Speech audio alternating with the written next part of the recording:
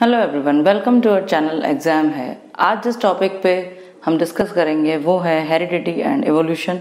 तो इसका पार्ट 1 मैं ऑलरेडी आपके साथ शेयर कर चुकी हूँ, तो आज हम पढ़ेंगे इसका पार्ट 2।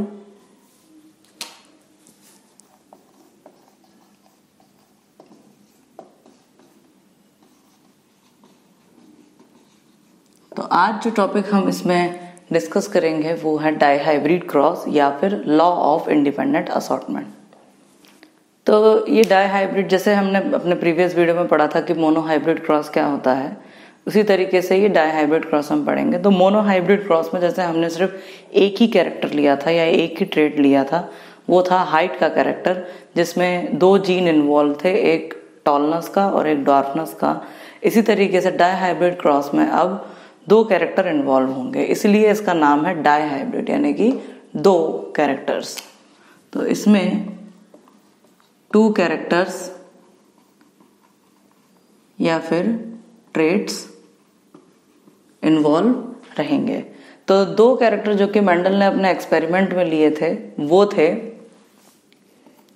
सीड का शेप एंड सीड का कलर। तो ये 2 कैरेक्टर लिए थे। तो अब इसमें जो सीड्स लिए थे मेंडल ने, वो सीड्स थे जो कलर लिया था वो था yellow, round and yellow, round and yellow, wrinkle and green. तो राउंड ये शेप, रिंकल भी शेप, और कलर में येलो कलर और रिंकल भी कलर। तो एक्चुअल में मेंडल ने 2 ट्रेड्स क्यों लिए, वो ऐसा क्या देखना चाहता था, क्या करना चाहता था, हम इस चीज को समझेंगे। तो मेंडल ये देखना चाहता था कि क्या 2 कैरेक्टर एक साथ एक दूसरे से लिंक होते हैं, यानी कि जैसे मान लीजिए कि किसी की आईज का कैरेक्टर अगर डोमिनेटिंग है और साथ में उसके हेयर के कलर का भी डोमिनेटिंग है, तो क्या जो अगली जनरेशन होती है तो वो दोनों कैरेक्टर साथ में जाते हैं या फिर वो अलग अलग असॉर्टेड होते हैं। इसका मतलब ये है कि जैसे मान लीजिए पेरेंट 2 मदर एंड फादर हैं,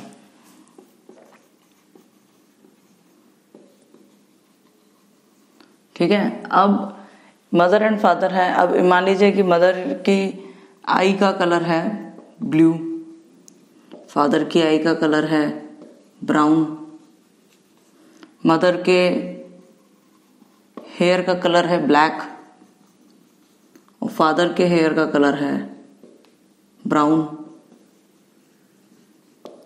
तो क्या अब मान लीजिए जैसे मदर की आई का कलर ब्लू है, ये डोमिनेटिंग है, ठीक है। तो क्या इसके साथ ये कैरेक्टर भी अगली जनरेशन में जाएगा? मतलब क्या ये दोनों लिंक है? क्या ये दोनों लिंक है? अगर ये जाएगा तो ये भी जाएगा क्या? या फिर ऐसा होता है कि कोई भी कैरेक्टर अपने हिसाब से जा सकता है, अगर वो डोमिनेट है तो ये भी जा सकता है या ये भी जा सकता है, इसके साथ ये भी जा सकता है, इसके साथ ये भी जा सकता है। यानी कि जो नई प्रोजेनी होगी, जो न्यू बेबी होगा, उसकी आईज ब्लू भी हो सकती है और उसके साथ बाल उसके ब्राउन भी हो सकते हैं, या उसकी आईज ब्लू के साथ ब्लैक भी आ सकते हैं, या उसके अगर आईज ब्राउन है तो उसके साथ जो है उसके बाल ब्राउन भी हो सकते हैं या फिर ब्लैक भी हो सकते हैं। तो यानी कि वो ये कहना चाहता है कि किसी के साथ भी कोई भी कैरेक्टर जा सकते हैं। क्या वो इंडिपेंडेंटली असॉर्टेड है या वो लिंक्ड हैं जो साथ में ही जाते हैं? ऐसा तो नहीं है कि कहीं ये दोनों साथ में ही जाते हैं कैरेक्टर और ये दोनों साथ में जाते हैं, या फिर इसके साथ ये भी जा सकता है या इसके साथ ये भी जा सकता है। तो इसी चीज को हम आइडेंटिफाई करेंगे। तो उसके लिए यहाँ पे हमने 2 कैरेक्टर लिए हैं, एक तो लिया है सीड का शेप और दूसरा हमने लिया है सीड का कलर। तो मेंडल के इस एक्सपेरिमेंट को हम समझने की कोशिश करेंगे। उसने क्या पेरेंट जनरेशन में सीड लिए, उसकी F1 जनरेशन क्या रही, F2 जनरेशन क्या रही, तो अब हम ये सीखेंगे। तो अब मेंडल ने सबसे पहले लिए प्योर कैरेक्टर्स, तो उसी को हम बोलेंगे कि ये पेरेंट जनरेशन है, पेरेंट जनरेशन। तो पेरेंट जनरेशन में जो उसने सीड्स लिए वो थे round and yellow, and wrinkle and green. आपने देखे होंगे ये सीड्स कि मटर के जो दाने होते हैं, पी के जो दाने होते हैं वो राउंड और येलो कलर के भी होते हैं वो, और कुछ मटर के दाने जो है वो ग्रीन कलर के होते हैं और वो थोड़े रिंकल होते हैं, सिकुड़े हुए होते हैं वो। ठीक है, तो ये तो उसने ली पेरेंट जनरेशन। तो जब इसके बीच में यानी कि ये प्योर ब्रीड जो ली इसने, ये दोनों प्योर ब्रीड ली। अब इस प्योर ब्रीड का जब उसने क्रॉस कराया तो इनका आपस में क्रॉस होने पे यानी कि राउंड एंड येलो जिसके बीज थे और रिंकल और ग्रीन कलर के जिसके बीज थे, तो आप अपनी किताब में भी देख सकते हैं राउंड एंड येलो कुछ इस तरीके का दिख रहा होगा, येलो कलर में राउंड, और रिंकल एंड ग्रीन कुछ इस तरीके का दिख रहा होगा, ग्रीन कलर में रिंकल्ड। ठीक है, तो अब उसने क्या किया, जब इस प्योर ब्रीड के बीच में क्रॉस किया, F1 जनरेशन मिली,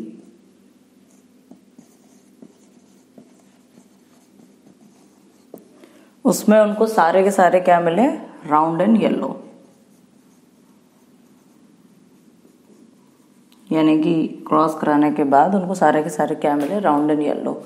तो जब उनको सारे के सारे जो सीड्स हैं वो राउंड एंड येलो मिले, तो उसके बाद उन्होंने वही जैसा हमने मोनो हाइब्रिड क्रॉस में पढ़ा था, सेल्फ पॉलिनेशन कराया, जो प्लांट्स निकल के आए,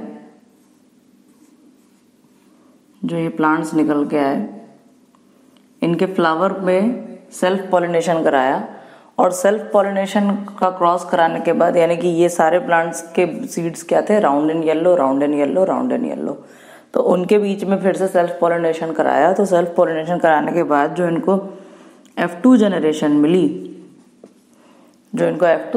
मिली, उसमें अब इन्होंने ये देखा कि इनको बहुत सारे कैरेक्टर्स मिले, यानी कि उनको बहुत सारी अलग अलग चीजें मिली, जैसे कि इनको राउंड एंड येलो भी मिला,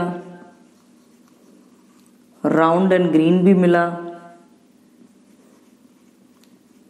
रिंकल एंड येलो भी मिला, एंड रिंकल एंड ग्रीन भी मिला। तो इतने सारे इनको एस्पेक्ट्स मिले, इतने सारे इनको आउटकम्स मिले देखने को। तो जैसे कि पेरेंट जनरेशन जो ली थी मेंडल ने, यानी कि जो प्योर ब्रीड ली थी वो क्या थी, राउंड एंड येलो और रिंकल एंड ग्रीन, ये प्योर ब्रीड ली थी। ठीक है, 2 कैरेक्टर लिए थे, शेप राउंड, शेप रिंकल, ये हो गया एक कैरेक्टर। कलर का, कलर येलो, कलर ग्रीन, ये हो गया दूसरा कैरेक्टर। अब इसके हम जीन्स रीअरेंज करेंगे।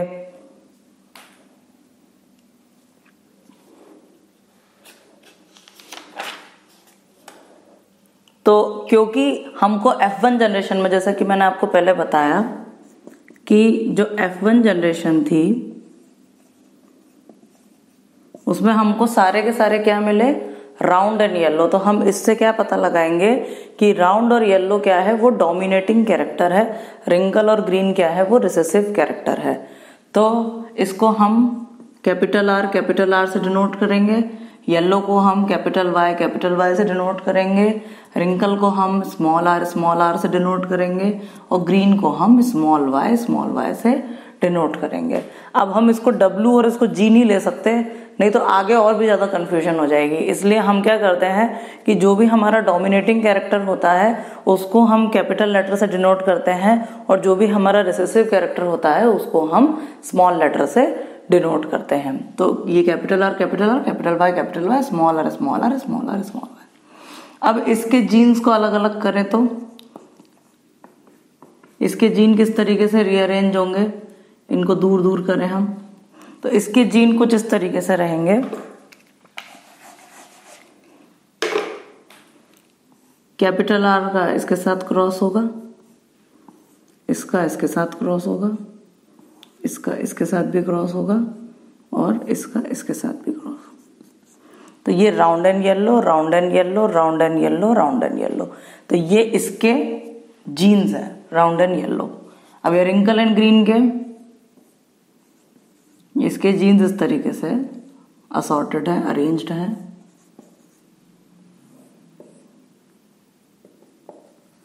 अब हुआ क्या कि जब पेरेंट जनरेशन के बीच में क्रॉस हुआ, यानी कि इन कैरेक्टर और इस कैरेक्टर के बीच में क्रॉस हुआ, ठीक है, तो अब कोई भी आप उठा के देख लीजिए, दो ये और ये हम एक एक ले लेते हैं। इन दोनों के बीच में जब क्रॉस हुआ तो इन दोनों के बीच में क्रॉस होने के बाद आपको क्या आउटकम मिलेगा?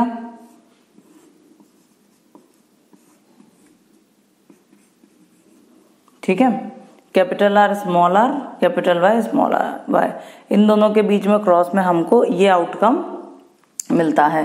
तो इसका क्या मतलब हुआ कि इसमें जो डोमिनेटिंग कैरेक्टर है वो है राउंड और येलो, और रिंकल एंड ग्रीन के रिसेसिव कैरेक्टर भी इसमें है।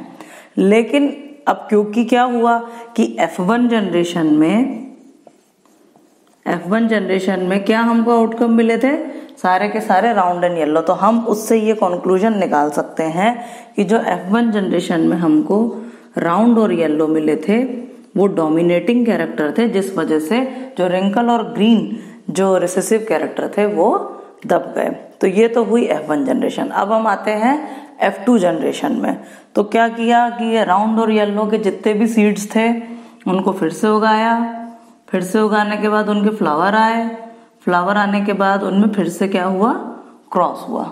ठीक है, तो अब मैं आपको बताऊंगी F2 जनरेशन। तो ये रही F1 जनरेशन। अब F1 जनरेशन में जैसा कि मैंने आपको बताया था कि सारे के सारे जो सीड्स हैं वो राउंड एंड येलो है, ये भी राउंड एंड येलो है। ठीक है, तो राउंड एंड येलो होने की वजह से अब इनके बीच में अब इनके जीन हम सॉर्ट करेंगे और उसके बाद हम उसके कॉम्बिनेशंस बनाएंगे। तो इनके जीन कुछ इस प्रकार है।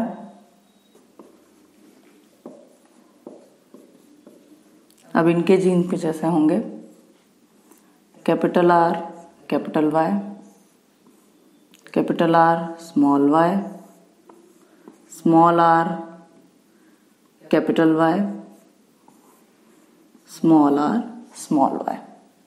इसी तरीके से इसके भी इस तरीके से जीन अरेंज होंगे, capital R capital Y, capital R small Y, small R capital Y, small R small Y. तो ये इसके 4 और इसके 4 जीन अरेंज हो गए। अब क्या होगा? अब मैं आपको जो इसको नेक्स्ट समझाऊंगी वो पुनेट स्क्वायर की हेल्प से समझाऊंगी। अरेंज कर लिया। अब मैं जो आपको समझाऊंगी वो पुनेट स्क्वायर की हेल्प से समझाऊंगी। तो ये जीन है, यहां मैं बना रही हूं स्क्वायर।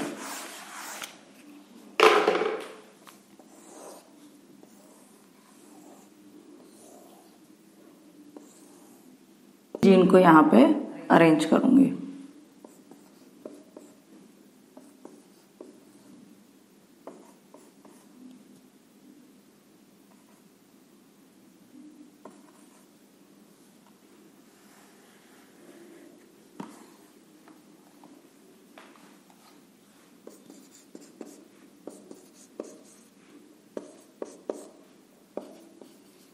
तो ये मैंने जीन अरेंज कर लिया है। अब आप इसमें कॉम्बिनेशन बैठाएं तो अब आप सबसे पहले देखें, capital R capital Y capital Y. अब इसका इसके साथ combination capital R capital Y small I. इसका इसके साथ combination capital R small R capital Y capital Y. इसका इसके साथ combination capital R small R capital Y small Y. इसका इसके साथ combination capital R capital Y small Y. इसका इसके साथ combination capital R small Y. इसका इसके साथ combination capital R capital Y small Y. और ये इसके साथ कैपिटल आर स्मॉल वाई। इसका देखेंगे तो कैपिटल आर कैपिटल वाई। इसका देखेंगे तो capital R capital Y small Y. इसका देखेंगे तो स्मॉल आर कैपिटल वाई, इसका देखेंगे तो capital R capital Y small Y, इसका देखेंगे तो capital R capital Y small Y, इसका देखेंगे तो capital R small Y small Y, इसका देखेंगे तो small R capital Y small Y, और इसका देखेंगे तो capital R small R small Y small Y. तो अब हम देखेंगे इसका फिनोटिपिक रेशियो 9:3:3:1 कैसे आया।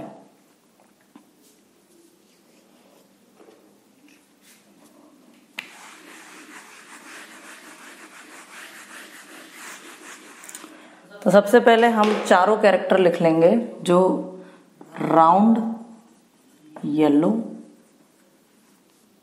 Round green, wrinkle yellow,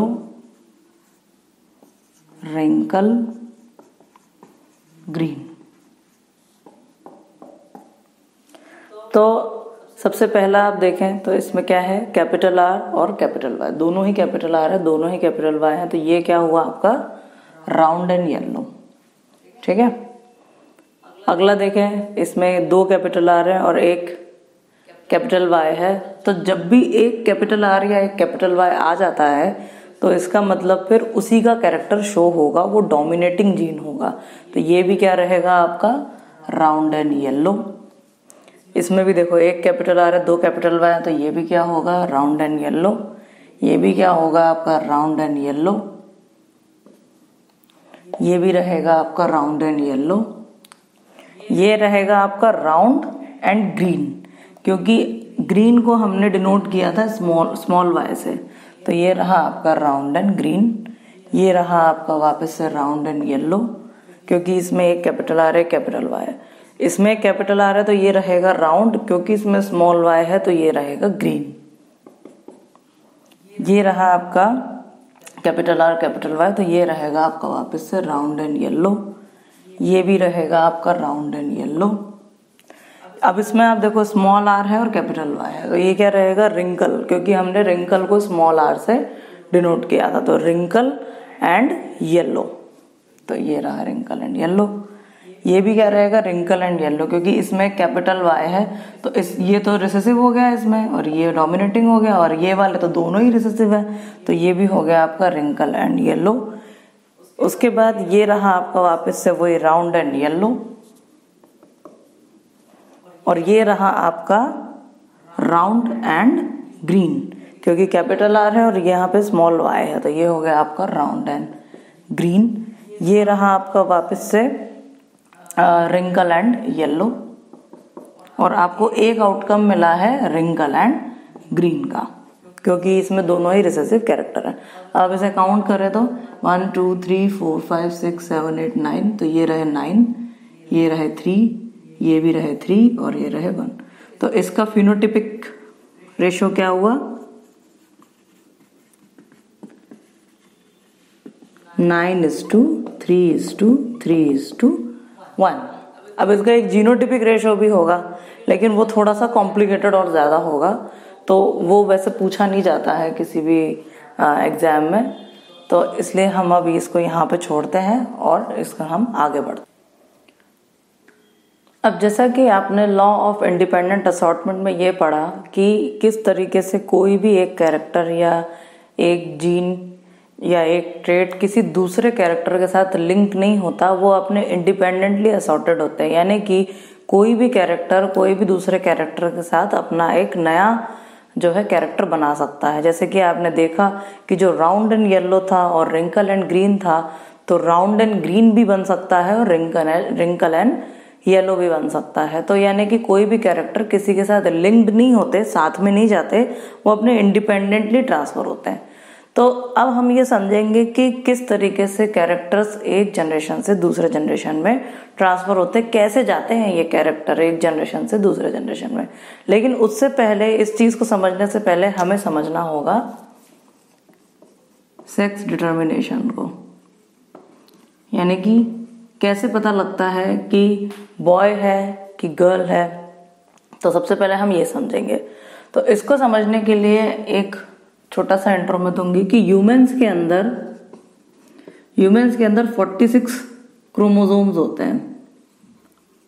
46 chromosome होते हैं, यानी कि एक ह्यूमन के अंदर, मेरे अंदर, आपके अंदर, हम सबके अंदर 46 क्रोमोसोम हैं। ठीक है, 46 क्रोमोसोम का मतलब है कि 23 पेयर्स हैं हमारे अंदर, यानी कि कोई भी क्रोमोसोम जो है वो अकेला नहीं है। 46 का मतलब ये नहीं है कि एक एक क्रोमोसोम ऐसा अकेला अकेला करके 46 हो रहा है, नहीं, 23 पेयर्स हैं। यानी कि जैसे एक पेयर ये हो गया, दूसरा पेयर ये हो गया, तीसरा पेयर ये हो गया, ऐसे करते करते ह्यूमन बॉडी के अंदर 23 पेयर्स हैं। अब उन 23 पेयर्स में से जो 22 पेयर्स होते हैं वो तो मेल और फीमेल दोनों में होते हैं कॉमन। 22 पेयर्स होते हैं वो मेल एंड फीमेल दोनों में होते हैं कॉमन। तो इसको हम जो है ऑटोनोमस क्रोमोसोम भी कहते हैं। लेकिन जो 23rd पेयर है, 23 पेयर नहीं कह रही मैं, 23rd पेयर जो है वो मेल और फीमेल में अलग अलग होता है। यानी कि मेल के अंदर वो होता है X, Y और फीमेल के अंदर वो होता है X, X। अब बस यहां से ही सारे चेंजेस चालू हो जाते हैं बताने के लिए कि जो न्यू बॉर्न बेबी है वो मेल होगा या फीमेल होगा।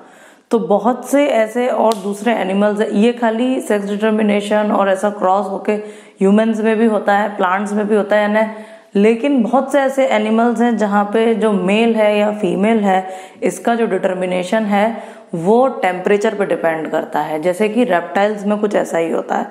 रेप्टाइल्स में मेल है कि फीमेल है, क्योंकि वो लोग तो एग देते हैं, तो एग का जो इंक्यूबेशन पीरियड होता है, यानी कि वो एग कितनी गर्माहट में है, कितनी देर तक इंक्यूबेटेड है, उस पर डिपेंड करता है कि जो उसमें से बच्चा निकलेगा वो मेल होगा कि फीमेल होगा। जैसे कि टर्टल के अंदर क्या होता है कि अगर हाई टेम्परेचर पे होता है तो फीमेल पैदा होती है, यानी कि हाई टेम्परेचर रहेगा, हाई इंक्यूबेशन पीरियड रहेगा तो फीमेल होगी। और अगर लो टेम्परेचर रहेगा तो टर्टल में एग में से मेल निकलेगा। वहीं लिजार्ड में इसका उल्टा होता है, अगर हाई टेम्परेचर या हाई इंक्यूबेशन पीरियड रहा तो मेल होगा और अगर लो टेम्परेचर रहा तो फीमेल। लेकिन ह्यूमंस के अंदर ऐसा नहीं होता। ह्यूमंस के अंदर टेम्परेचर कोई मायने नहीं रखता। ह्यूमंस के अंदर मायने रखते हैं ये क्रोमोसोम, जो ये आखिरी पेयर 23rd पेयर होता है ये। तो अब इसको हम समझने की कोशिश करेंगे।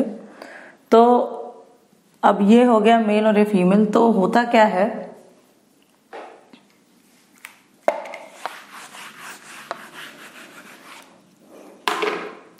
कि ये रहा मेल, ये रही फीमेल, यानी हम इसको ऐसे भी ले सकते हैं, ये फादर और ये मदर। ठीक है, तो अब क्या हुआ, जैसा कि मैंने बताया था कि 22 पेयर्स तो वही सेम रहते हैं। तो 22 प्लस XY और 22 प्लस XX इस तरीके से असॉर्टेड रहते हैं। तो अब हम इसको कुछ इस तरीके से लेंगे, इसको हम और तोड़े तो 22 प्लस X, 22 प्लस Y और इसमें 22 प्लस X या 22 प्लस X। ठीक है,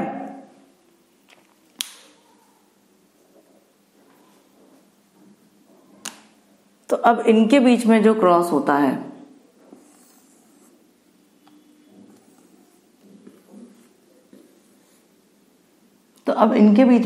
होता है मान लीजिए ये 22 प्लस X, ये कितना हो गया 22 प्लस X यानी 22 प्लस 1 इज 23, 22 प्लस X यानी कि 22 प्लस 1 इज 23, ये भी 22 प्लस 1 23, 22 प्लस 1 23। ठीक है, तो अब क्या होता है कि अगर इसके X के साथ इसका X कंबाइन कर जाए, ठीक है, तो क्या हो जाएगा ये 22 प्लस X, 22 प्लस X। ठीक है, और इसका इसके साथ कंबाइन कर जाए अगर, यानी कि 22 प्लस X और 22 प्लस वाई। या ऐसा भी हो सकता है कि ये इसके साथ कंबाइन कर जाए, यानी कि 22 plus X and 22 plus x. या ऐसा भी हो सकता है कि ये इसके साथ कंबाइन कर जाए, यानी कि 22 plus X and 22 plus Y. तो अब आप क्या देखेंगे कि ये यहाँ पे क्या बना आपका 22 ये x और ये x, तो 22 प्लस एक्स, ये टोटल हो गया आपका 22 प्लस 22 इज 44 प्लस x। ठीक है, तो 44, 45, 46 ये इंडिपेंडेंट जीन है 44 और ये पेयर में आ गया। ठीक है, और यहाँ देखें तो 44 प्लस XX, यहाँ देखें तो 44 प्लस XY, यहाँ देखें तो 44 प्लस XY। तो ये क्या हुआ, XY क्या हो गए मेल और XX क्या हो गए फीमेल। अब आप थोड़े यहाँ पे कंफ्यूज हो रहे होंगे, लेकिन मैं इसको थोड़ा सा क्लियर करती हूँ आपको। तो अब आप ये बोलेंगे कि मैडम आपने तो बताया था कि 46 क्रोमोसोम होते थे, अब ये 44 प्लस XX क्या है, 44 प्लस XY क्या है, ये 23 कैसे हो गए जब टोटल 46 थे। तो देखिए मैं बताती हूँ आपको, जब फ्यूजन होना होता है यानी कि मेल और फीमेल, मेल के अंदर आपने रिप्रोडक्शन चैप्टर पढ़ा होगा कि मेल के गैमेट्स कहलाते हैं स्पर्म और फीमेल के गैमेट कहलाते हैं ओवम। तो जब फ्यूजन होना होता है उस टाइम पे, जब फ्यूजन होना होता है उस टाइम पे जो 46 क्रोमोसोम होते हैं वो अपने आप को तोड़ के दो भागों में बांट लेते हैं। तो इस प्रोसेस को हम कहते हैं मियोसिस। माइटोसिस मियोसिस तो आपने 9th में पढ़ा होगा। तो माइटोसिस में क्या होता है कि जब सेल डिवाइड करता है तो इक्वल नंबर में डिवाइड करता है। जैसे कि अगर एक सेल के अंदर 46 क्रोमोसोम है और अगर वो डिवाइड कर रहा है तो फिर जो अगला सेल बनेगा वो भी 46 क्रोमोसोम का ही बनेगा। इसको हम माइटोसिस कहते हैं। ठीक है, ये हमारी पूरी बॉडी में होता है। हमारे पूरी बॉडी के जो सेल होंगे कहीं पे भी होंगे एक्सेप्ट जो हमारे रिप्रोडक्टिव ऑर्गन्स हैं, एक्सेप्ट जो हमारे रिप्रोडक्टिव ऑर्गन है। तो यहाँ पे एक एक्सेप्शन है, एक्सेप्ट जो हमारे रिप्रोडक्टिव ऑर्गन है। तो मेल के अंदर रिप्रोडक्टिव ऑर्गन क्या होता है, मेल के अंदर रिप्रोडक्टिव ऑर्गन होते हैं टेस्टिस और फीमेल के अंदर रिप्रोडक्टिव ऑर्गन क्या होता है, वो होते हैं ओवम या फिर ओवेरी। ठीक है, तो ओवेरी होता है फीमेल के अंदर और मेल के अंदर होते हैं टेस्टिस। तो ये जो रिप्रोडक्टिव ऑर्गन है इनके अंदर होता है मियोसिस और जो बाकी के आपके ऑर्गन है पूरे बाकी शरीर में वहां पे होता है माइटोसिस। तो माइटोसिस में कोई फ्यूजन नहीं होना होता है, इस वजह से जब वो डिवाइड करते हैं तो वो सेम नंबर ऑफ क्रोमोसोम में डिवाइड करते हैं। लेकिन जो मियोसिस होता है उसमें होना होता है फ्यूजन। तो फ्यूजन में क्या होता है कि उसको फीमेल से भी 23 क्रोमोसोम उठाने हैं, उसको मेल से भी 23 क्रोमोसोम उठाने हैं, फिर उनके बीच में जब फ्यूज होगा मेल और फीमेल के तो 23 प्लस 23 जो नया जायगोट बनेगा वो 46 का बनेगा। जब वो नया जायगोट 46 क्रोमोसोम का बन जाएगा अब उसके अंदर होगा माइटोसिस। अब उसके अंदर मियोसिस नहीं होगा, अब उसके अंदर होगा माइटोसिस। वो सिंगल सेल रहता है जायगोट, वो डिवाइड करेगा 2 में, जो 2 में डिवाइड करेगा वो दोनों भी 46 क्रोमोसोम होंगे। वो 2 4 में डिवाइड करेंगे, 4 में जो डिवाइड होंगे वो भी 46, 4 8 में होंगे वो भी 46। तो ऐसे करके अब उसकी जायगोट की ग्रोथ होना चालू होगी। लेकिन जायगोट बनने के लिए उसको 23 क्रोमोसोम मदर से चाहिए और 23 क्रोमोसोम अपने फादर से चाहिए।